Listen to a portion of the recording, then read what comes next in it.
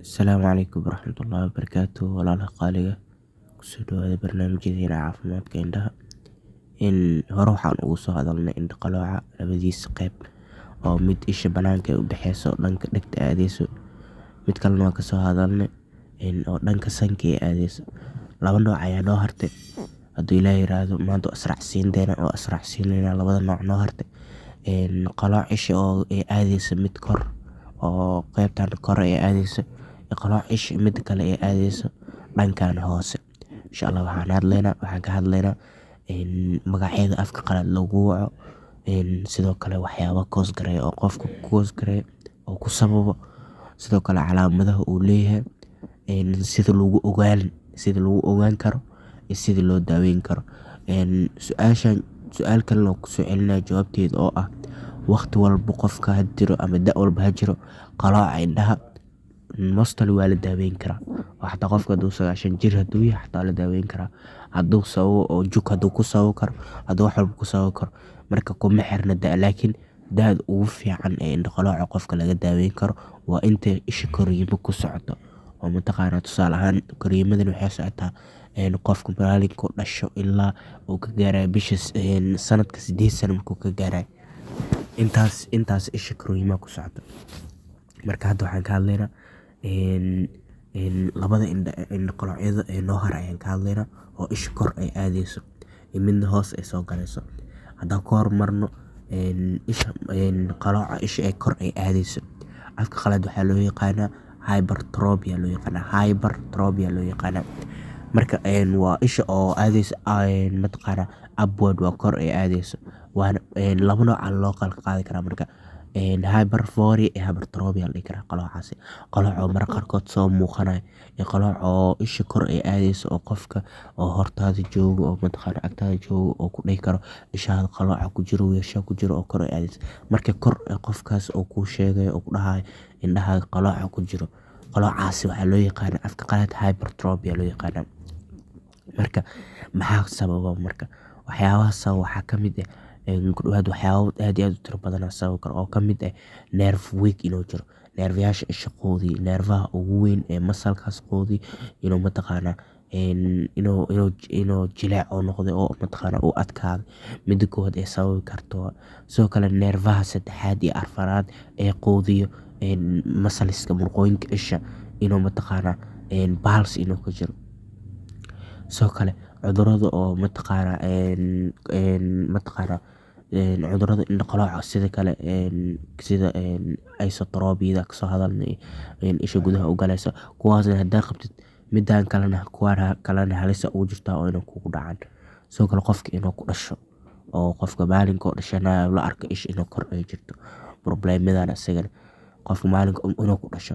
Ama waxyaabo kale ku sababi karo waxaa ka mid jug inuu qofka soo gaarto, ama meel inuu ka dhaco, ama mataqaanaa jug dhaawac in loo geysto oo hareeraha isha, saas darteeda qaloocaas oo ku imaado. Sidoo kale waxaa kaloo sababi karo cudurro kale oo la xiriira jiri karo. Waxaa ka mid waxa la dhahayo bone syndrome oo muscle tendon problem inuu jiro. Iyo sidoo kale Down syndrome-ka asigana waa kana, oo qofka waxa u muuqanaa qaab oo mataqaanaa qofka inuu aslan mataqaanaa dhaan camal qofka inuu egyahay, laakiin waa wuxuu Ilaahay abuuro oo syndrome oo cudurro iyo wax isugu tagtagay waay. Marka calaamadaha kasoo muuqanaya maanta ka hadlayna hadduu Ilaahay yiraahdo, horta hal il ama labada il ayaa waxay aadaan kor, calaamadaha ugu horeeya waa. Sidoo kale waxyaabaha kale kasoo muuqan kara waxaa kaloo ka mid waxaa kasoo muuqan karo separation inay isha sameyso, isha mataqaanaa inay wax ignorant gareyso. Ishaan hadda oo mataqaanaa oo qalooca ay ku jirto in wax dhan oo qofka ka arkeynin oo separation isha lagu sameeyo. Mostly tan waxay dhacdaa markii oo problem uu ka imaado vision system-ka, aragtida qaabka oo system-keeda problem markuu ka imaado ayay dhacdaa. Sidoo kale waxaa kaloo dhacaya markii separationkaas markii lagu sameeyo kadib isha dhan waxay noqonaysaa lazy noqonaysaa, isha dhan shaqo dhan ma qabanayso, oo waa calaamadaha lagu kasanayo. Sidoo kale calaamadaha ugu waaweyn oo leedahay hypertropyada qalooca indhaha oo qofka uu ka cabanayo qaybtiisa kore, isha kor ay galayso, waxyaabaha ka mid calaamadaha ugu waaweyn ee leedahay waxaa ka mid diplopia, oo qofka inuu labo wax inuu u arko. Mostly waxaa sababa kan hypertrophy calaamadaha ugu waaweyn oo leedahay.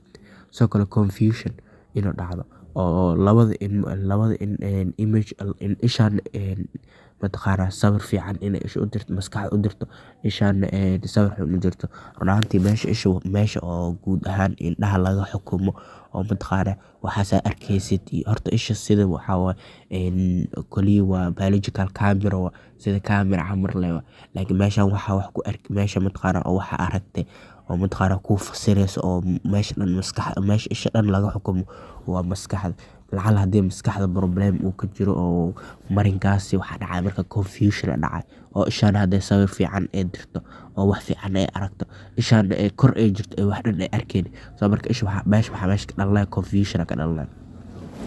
Marka sidee lagu ogaadaa marka waxaa lagu ogaadaa testiyo la sameeyo jiro baaritaano la sameeyo jiro sida hal in la daboolo cover and cover test in la sameeyo Kashmir test in loo sameeyo hairbrush test in loo sameeyo testiyo waaweyn ayaa jiro oo loo sameeyo sidoo kale prism oo cover test waxa asagana jiro oo mataqaanaa loo sameeyaa noocyo badan ayaa loo sameeyaa oo mataqaanaa lagu ogaanayo qalooca indhaha oo dhakhtarka indhaha oo ku ogaanayo.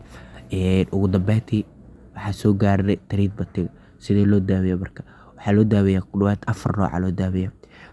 Horta qaliinka inta la gaaro waxaa loo daaweyn karaa qofkaan horta waxyaabaha cause gareeya in laga saxo tusaale ahaan hadduu lacala qofka uu ku sababo mataqaanaa vision aragtidiisa inay yarta aragtidiisa in qofka laga daaweeyo hadduu aragtida dhow qofka caawinayo aragtida fog hadduu ka caawinayo hadduu mataqaanaa madax xanuun iyo waxaas uu jiro qofka aragtidiisa in laga daaweeyo.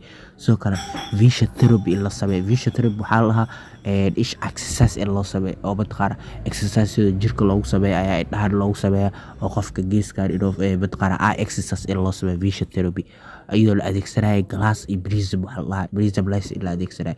Sidoo kale haddii lacala amblyopia ay jirto in eye patch la sameeyo isha fiican in la daboolo si isha xun ay mataqaanaa usoo fiicnaato.